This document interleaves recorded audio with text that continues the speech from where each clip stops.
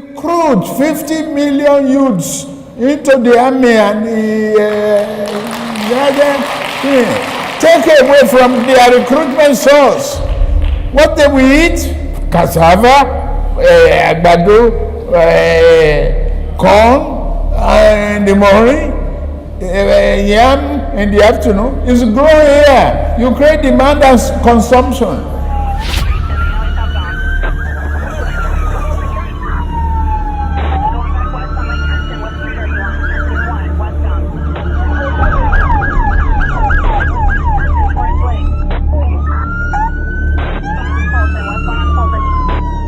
On October 11, 1990, federal agents from the U.S. Drug Enforcement Administration knocked on the front door of 460 Taft Place in the city of Gary, Indiana. Once a booming steel town with a population approaching 180,000 in 1960, Gary was one of a number of cities and towns across the U.S. suffering from severe population loss, among other adverse effects of overseas competition on their mainstay industries. From having over 30,000 employees at its peak in 1970, the city's main employer, U.S. Steel Gary Works, retained just 6,000 employees in 1990. Under these circumstances, this city and its 77% African American population were witnessing explosive growth in one of the only industries guaranteed to boom under such difficult circumstances. 42-year-old Lee Andrew Edwards was one of the entrepreneurs who had found a place in the heroin trafficking business, and by all accounts, he had done very well for himself. With the proceeds from his illegal business, he had bought 2 residential homes, including 460 Taft Place, an apartment building, a liquor store, and a new car, all paid for with cash. Now, according to court records from the United States Court of Appeals 7th Circuit, the DEA agents arrived at the property to execute a search warrant after a 7-month FBI investigation involving Edwards' brother, Jimmy, had implicated him as the narcotics kingpin of Gary. Edwards did not open the door for the agents, who were forced to break into the house. He then fired 3 gunshots at them, after which he surrendered. DEA agents found weapons including a carbine rifle, thousands of dollars in cash, drug prepping equipment including a triple beam scale, and several grams of cocaine and heroin powder in the house.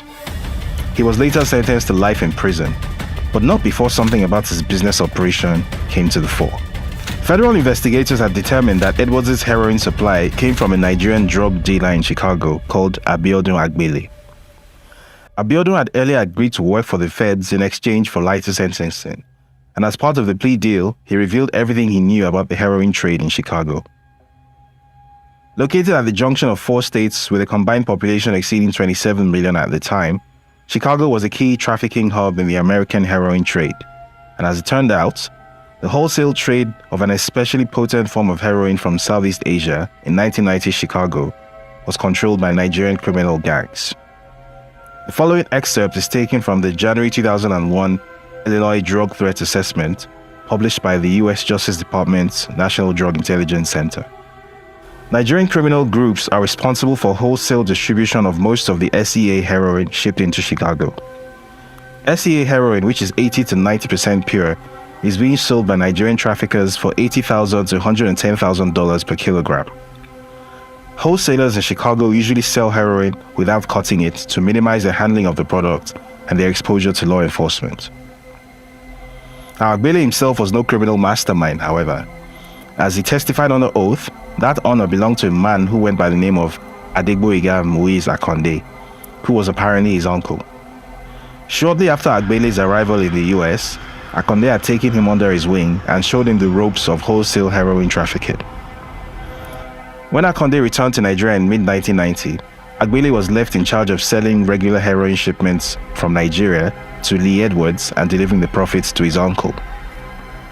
In the meantime, the Nigerian-led heroin trade in Chicago fed an addiction epidemic that became so bad that it changed local health and law enforcement practices. For the first time, providing addicts with free access to safe syringes and needles to ensure that they did not share them and possibly spread HIV became a core focus of public health policy. In other words, SEA heroin from Nigeria was so potent and addictive that public health policy in Chicago shifted away from trying to make heroin addicts stop using altogether to merely ensuring that they used safely. A notable organization that did such outreach work with heroin addicts was the Chicago Recovery Alliance. While researching this story, I reached out to its current executive director, John Werning, to get a sense of how the heroin epidemic changed law enforcement practices from the 1990s to date in Chicago. And his comments were very predictably grim. He said, "Heroin, of course, has consequences. But I think we would probably say that the more major impact is the draconian laws around how heroin was policed. I think that it's pretty well established that there was a very specific targeting of folks who use drugs generally, but also heroin in particular, and it was mostly targeted toward the policing of black and brown communities. That's not specific to Chicago. I think that's across the nation. But just in general, I think there was a lack of compassion by government entities to give people access to the treatment that they need, or non-violent drug possession and mandatory minimum sentencing. I mean, there's a ton of different aspects of this that absolutely eviscerated populations, particularly marginalized populations in Chicago, and that's probably the advocate's view on this. Now, whether or not that can be translated into a comment about the international drug trade, and specifically from, you said, Nigeria, I just don't know. But that's definitely more like domestic politics than international. Now, while all of this is going on, there was an interesting subplot taking place in the background. An accountant living in the Chicago area who worked for Mobil Oil Nigeria with a declared monthly income of $2,400 had just deposited over $1.4 million in the bank. He had no known source of income apart from his day job, but he had become friends with Akonde and Agbede, discovering one key piece of information in the process: drug dealers need accountants too. Soon, he will find himself holding and wiring money on behalf of a Nigerian heroin gang in Chicago. Fast forward a little bit to January 1992, and he will find himself the subject of a US federal investigation. Fast forward a bit further in the same year, and he would successfully run for office in Nigeria as a senator for Lagos West. Then another politician, also said to have ties to international drug trafficking, would successfully run for president in Nigeria on a controversial all-Muslim ticket in 1993. The election will be annulled, the politician will be jailed, and ultimately another Nigerian military coup will take place in 1994. This accountant would find himself exiled and working with the National Democratic Coalition, NADECO, to unseat a kleptocrat military dictator. Then the dictator would unexpectedly drop dead one day in 1998, followed in quick succession by the jailed politician with the alleged drug links. This accountant would return to Nigeria a hero and successfully run for governor of Lagos in 1999. The kleptocrat dictator's erstwhile bagman, who helped launder over $4 billion, would become the accountant's new best friend, as an erstwhile Chicago drug gang's loader would start his new lifetime mission of capturing Africa's largest subnational economy and turning it into his personal fiefdom. A major political opponent of the accountant would end up strangled to death in his bedroom 10 months to an election which his chosen candidate would go on to win. Said opponent's son would subsequently be offered a cushy job working for that candidate. He would accept the offer. And if you're already struggling to follow this unlikely sequence of events, don't worry, it gets worse. A US district court would seem like an odd place to begin this story, but this is no ordinary story. The main character in this story is an individual whose entire existence is as puzzlingly mysterious as it is loud and public. For at least 30 years, Bola Ahmed Tinubu has been at or near the grinding phase of frontline politics in Nigeria. Yet the peak 1 inch below the surface reveals just how little is actually known about this man, who some say is Nigeria's president in waiting. First of all, there is the age controversy. How old is the man really? What is his real date of birth? Short answer, no one actually knows. Like many Nigerians born into the less than auspicious circumstances that characterized his childhood in Iragbiji in Osun State, southwestern Nigeria, he himself may not even know. Similar controversy exists around what his actual name is.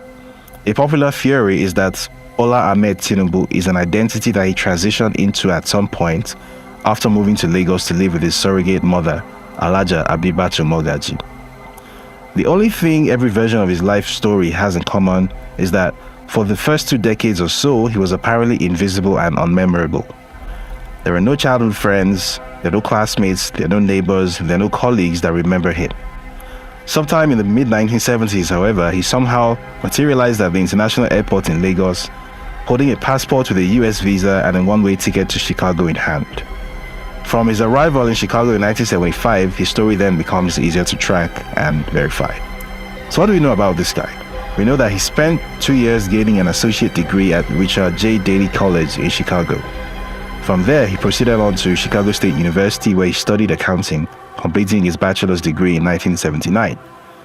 Subsequently, his story appeared straightforward and prosaic. He got a job as an accountant at Mobil Oil Nigeria Limited in Fairfax, Virginia, got married to Oluremi, went on to have 3 kids with her, after 3 fruitful indiscretions, shall we say. In a 2016 interview with The News, Tinubu claimed that his break into the financial big time came at the Big Four consultancy firm Deloitte, where he supposedly received an $850,000 bonus as a result of his work on a single on-site engagement at the Saudi state-owned oil firm Saudi Aramco. Now, for anyone with even a passing knowledge of corporate consultancy pay, the categorical dishonesty in this claim needs no explanation. For everyone else, here is a current breakdown of the maximum possible amount that a partner, which is the highest attainable position, can realistically expect to earn at Deloitte USA. Bear in mind that the time period in question was sometime in the mid-1980s, so $850,000 adjusted for the roughly 2.74% annual inflation rate over the intervening 37 years comes to about $2.3 million in today's money. And even more incredibly, Tinubu claimed that he was awarded such a bonus and he was essentially less than 5 years into his career as an accountant, never mind making partner. Now, while the interview in question contains several other giant fibs, this particular one stands out because it is the first time in the Tinubu story where he himself acknowledges and tries to explain the fact that he once had a lot more money than a simple accountant working a 9-to-5 consultancy job could reasonably account for at that point in his career. And you should keep that in mind because this becomes more important later on in the story.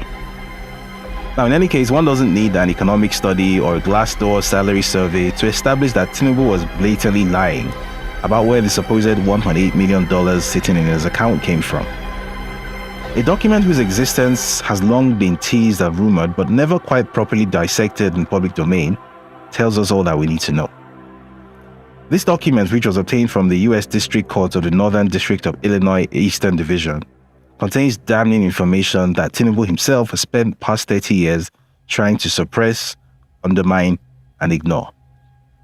This document contains comprehensive case files of a federal case from July 1993, containing clear and incontrovertible evidence that Bola Ahmed Tinubu was once, in fact, a bagman, handling and laundering proceeds of heroin trafficking for a Nigerian drug ring in Chicago. Now, this is not the first time that the contents of this document have been reported, but other stories that have tried to report this story have typically not gone into the detail needed to drive home the point that the man who would be Nigeria's next president is, in fact, a drug criminal. Tinubu's vast army of media shills and spokespeople have spun an endless web of narratives explaining why what is written in black and white is all some kind of mistake or mischaracterization or fake news. And one of the most common defenses is what you can see on your screen right now. Taking advantage of a Nigerian knowledge gap that typically misunderstands how US federal investigations work, this kind of narrative has been floating around the Nigerian media space ever since Tinubu became Lagos State Governor in 1999. Now, explaining the efficiency of indictments in the US, H. Michael Steinberg, founder of the Steinberg Colorado criminal defense law firm, says, "What are the chances for a not guilty verdict if a federally charged criminal defendant takes the case to trial? Statistically, not very good. Currently, federal prosecutors tout above a 95% conviction rate. This is primarily due to the fact that most cases never make it to trial. Most defendants end up taking a plea bargain rather than risk a potentially much greater prison sentence which could be dealt them if they actually went to trial and lost." Now, what this means in other words is that America's feds are very good at their jobs, and the likelihood of a defendant in a federal case not being convicted is roughly 5%. Basically, not very good chances. So, could Tinubu perhaps have been part of that 5%? And if not, then what happened exactly that prevented a conviction? Among the dozens of documents in the case files, there's a sworn statement by IRS Special Agent Kevin Moss, who personally investigated Bola Tinubu's financial activities in the lead-up to Lee Edwards' arrest. Here, we reunite with our old friends Abiodun Agbele and Adegboyega Moise Akande as we pick our way through our heroes' forbidden past. Now, in the interest of keeping this brief, here's a Cliff Notes version. The U.S. Attorney for the Northern District of Illinois, Michael Shepard, files a complaint for forfeiture of funds in bank accounts held by Tinubu as they hold proceeds of a heroin distribution organization headed by Adegboyega Moise Akande. Tinubu's funds represent, and I quote, the proceeds of this operation or property involved in money laundering and the proceeds of narcotics trafficking. Shepard requests that the court adjudge and decree that the funds should be forfeited to the United States. Special Agent Moss has analyzed financial documents including bank statements, money orders, cashier's checks, tax returns, and, I quote, wire transfers of huge amounts of cash generated by individuals who are believed to be members of this heroin distribution organization. And he reaches a professional conclusion that the accounts controlled by Tinubu, and I quote, were involved in financial transactions representing proceeds of drug trafficking. The investigation, which began in 1988, has identified Adegboyega Moise Akande and his nephew Abiodun Agbele as key figures in the trade and distribution of heroin. The investigation identifies the third individual working with the duo to launder their money as a certain Bola Tinubu.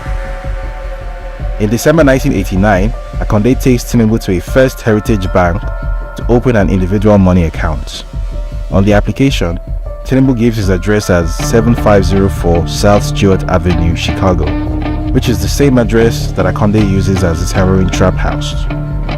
Special Agent Moss discovers that Mrs. Oluremi Tinubu has previously opened a joint account at the same bank with Audrey Akande, wife of Adegboyega Moise Akande. On January 4, 1990, just 5 days after opening the account, Tinubu deposits $80,000 into it. On a subsequent credit application dated January 6, 1990, Tinubu states that he is an employee of Mobil Oil Nigeria Limited with a total monthly salary of $2,400 and no other sources of income. He gives his address as 7504 South Stewart and lists Akande as his cousin. Despite earning just $2,400 a month with no other known source of income, bank records from First Heritage Bank show that over the course of 1990 alone, Bola Tinubu goes on to deposit $661,000 into his individual money market account, followed by a further $1,216,500 in 1991. And if you're paying attention, that is roughly equal to the $1.8 million he would later claim he made from Deloitte bonuses and salary deposits. Now, when Special Agent Moss interviews Mobil Oil reps about Tinubu's employment, they confirm that Tinubu works at Mobil Oil Nigeria as a treasurer in a capacity that does not involve transfer or custody of large amounts of money. Moss also discovers that Tinubu has failed to file US income tax returns since 1984. On January 10, 1992, a court order is obtained to freeze some of Tinubu's bank accounts containing the suspected proceeds of heroin trafficking in excess of $1.4 million. On January 13, 1992, during a telephone conversation from Nigeria with Special Agent Moss, Tinubu admits to the agent that he knows Akande and that he had previously wire transferred $100,000 to Akande's account in Houston. Further, Tinubu says that the $80,000 he deposited into the First Heritage Bank came from Akande. Tinubu also reveals that he had additional bank accounts in Fairfax, Virginia and London, UK. Speaking over the telephone with Special Agent Moss on January 14, 1992, Tinubu admits that he knows Agbele and that he met him through Akande. Tinubu admits that he has associated with Agbele and Akande in the US and in Nigeria. In this conversation, Tinubu denies having any additional bank accounts in the US. On January 24, 1992, following a seizure warrant to freeze over $500,000 of unexplained funds in Tinubu's Citibank account, Citibank discovers two additional bank accounts controlled by Tinubu under the name of Compass Finance and Investment Company Limited.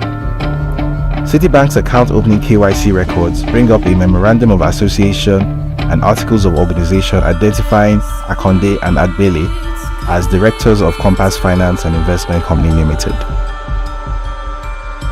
Between January 30 and January 31, 1992, Tinubu suddenly does an about-face and tells US agents that he has never had any business association or financial relationship with Agbele or Akande.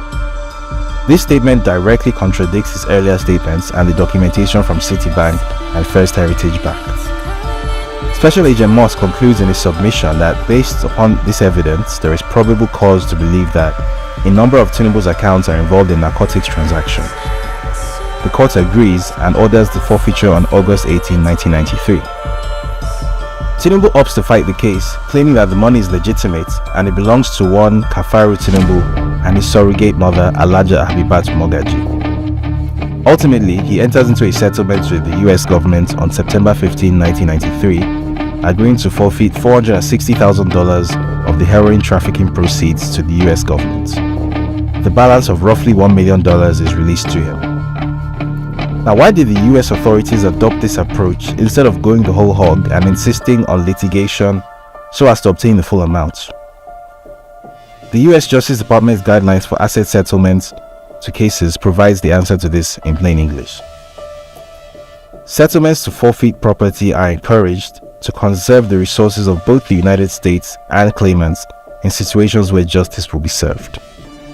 In any case, the ascent of General Abacha and his rabid anti-American posturing very quickly led to a shift in US government priorities.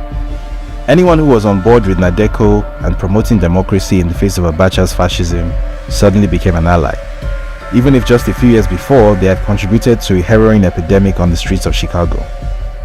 As anyone with some knowledge of the CIA-Contra crack cocaine affair would know, even Uncle Sam can turn a blind eye to drug dealers when they are working in his interests.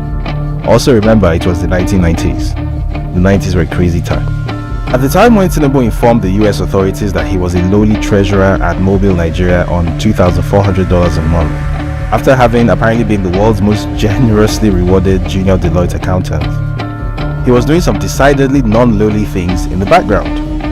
Now, while working on this story, a bit of research across US land registries threw up a few pearlers like this one from the Land Records Department at Prince George's County in Maryland.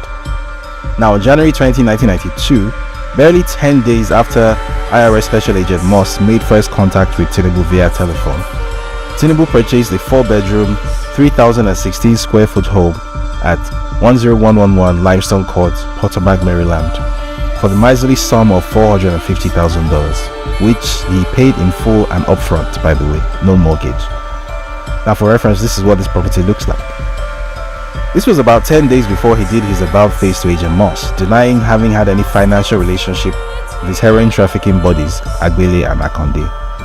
Now, the obvious question raised here is one about timing. Was Tinubu attempting to hide money from US authorities by parking it in real estate once he realized that they were onto him? Where did the funds to carry out this transaction even come from at a time when his accounts were being frozen right, left and center? Now, more real estate record searches raise even more questions about several other parts of the known Tinubu story, including his self-characterization as a bedraggled hero of the democratic struggle and the Nadeco movement under General Sani Abacha. Now, in the interview mentioned earlier, he claimed that following Abacha's coup and his eventual exit from Nigeria, that he was forced to live almost like a pauper after the Nigerian government stripped him of all that he had. Describing his weary but triumphant return home from exile, he said, "I came home with 3 pairs of trousers and 3 jackets. Meanwhile, I had no Victoria Island home to return to. It had been taken over by Abacha. They dispossessed me of the house as well as my office on Saka Tinubu Street, my vehicles and everything else I owned. They claimed they found bombs in it and dispossessed me of it. I was totally cleaned out. I had only 5 shirts, the £2,000 and the jackets." And yet, the Prince George's County Land Records Department will beg to differ, because here was our tragic, impoverished hero of the Nadeco struggle, casually dropping the minor sum of $147,000 in 1995 for a 3-bedroom, 1,668 square foot home at 12625 Hillmead Station Drive, Prince George's County, Maryland. He would go on to chouse a tidy $13,000 in profit when he sold it on just 3 years later. He was at it again in 1997, putting down the modest sum of $491,465 on a 4,558 square foot property at 1708 Parkside Drive, Mitchellville, Maryland. Again, all cash, no mortgage. He will go on to sell this property in December 2018 for $700,000. What is more, these weird transactions did not end in 1999 or stop with our hero and his wife. Even their two youngest children, Habibat Oyindamola Tinubu and Zainab Abisola Tinubu, got in on the act fairly recently. Aged 32 and 30 respectively, two of the three youngest members of Bola Tinubu's family have managed to escape scrutiny, mostly because the Freedom of Information Act in Nigeria is still much more aspiration than fact. Not so in America, where a plethora of services can pull up all kinds of records including birthdays, criminal convictions, and real estate transactions. Especially real estate transactions. Such as the ones where a 25-year-old with no known employment or source of income was able to pay $2,150,000 in 2014 for a deluxe condo at 55 Berry Street, Brooklyn, New York. Full and upfront cash payment again, no mortgage. Or real estate transactions where the 25-year-old's 22-year-old sister, who was fresh out of music school with no known source of income, was able to pay $2,400,000 in cash to buy a deluxe apartment at 255 Hudson Street, New York, using the 1-inch thick fig leaf that was a company that she herself owned. It appears that Bola Tinubu's good fortune could be genetically transmitted. I mean, what are the odds that the only junior accountant in the world to earn an $850,000 bonus on a single engagement will turn out to have children who can buy luxury real estate in New York for millions of dollars while being unemployed with no known source of income? Not great chances, but here we are. Now, in the course of researching this story, a name that kept coming up repeatedly as a comparison to Nigeria's Teflon Ashiwaju was a certain Moshood Kashimawo Olawale Abiola, MK Abiola. Now, when the Daily Beast took a stab at this story a few years ago, a tantalizing hint was mentioned in passing about an unimaginable parallel between 1993 and 2023. I reached out to everyone I could think of with some knowledge of the affair. Most declined to speak, citing some unspoken concerns. Only Professor Gary K. Bush, a notable African political risk analyst and one-time professor of African studies at the University of Hawaii, agreed to say his piece. His lengthy comment went as follows. The Nigerian military on the council were adamant that the Babangida government should never allow Abiola to run for office, and told President Babangida so during the aborted runoff primaries before the election. The basis for their concern about Abiola was the information and documentation being circulated in Washington, London, and Lagos of Abiola's alleged ties to the drugs business. The US in particular had expressed its strong opposition to IBB about the candidacy of Abiola as president, not because of his politics or allegations of corruption, but rather for the evidence they felt was correct about Abiola's alleged drugs connections. This issue was raised in the military council on 3 occasions, and Babangida was warned. He refused to take a decision until it was almost too late. US Ambassador Lannon Walker and the British consul visited IBB and warned him about Abiola, but Babangida differed, which made the impact worse as the polling had begun. When he finally decided to intervene and stop the election, he precipitated the crisis of June 12. His friends in the military supported him but felt let down by IBB's lack of decisiveness. While there was consternation in Nigeria about the ouster of Abiola, the major international partners of Nigeria were not upset or concerned because they knew what the reasons were for the development. So was the 1993 election annulled because of MK Abiola's alleged drug ties? Bola Tinubu, for one, would certainly hope not. Not only does he have very real and proven ties to the drug trade, in addition to explicitly positioning himself as the assumed successor to MKO as the political leader of Nigeria's Yoruba ethnic group, but he has also picked a fellow Muslim as a running mate ahead of next year's election. The only other electoral frontrunner in Nigeria's history to do that was, no prizes for guessing, that guy. Still, if anyone can manage to avoid having this particular bolt of lightning strike twice, it could well be Bola Ahmed Tinubu, the luckiest politician in Africa. I mean, when he needed money to launch a political career in the 90s, he apparently had $1.8 million saved up from bonuses and salary payments as a junior accountant at Deloitte, which obviously was very handy. When his chosen successor as Lagos State Governor faced a near-certain electoral defeat in 2007, the more popular frontrunner coincidentally turned up dead inside his bedroom in Dolphin Estate, Ikoyi, one of the safest neighborhoods in Nigeria. He had been strangled to death. Naturally, the chosen successor then won the election, which was a happy coincidence.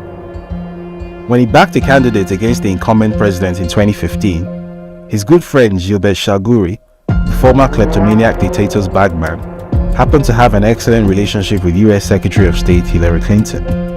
And she just happened to ignore recommendations from the State Department and US intelligence services to proscribe Boko Haram as a foreign terrorist organization, which effectively allowed it to gain critical mass and make the then government of the day even more popular. Naturally, his candidate duly won the election. Very lucky guy.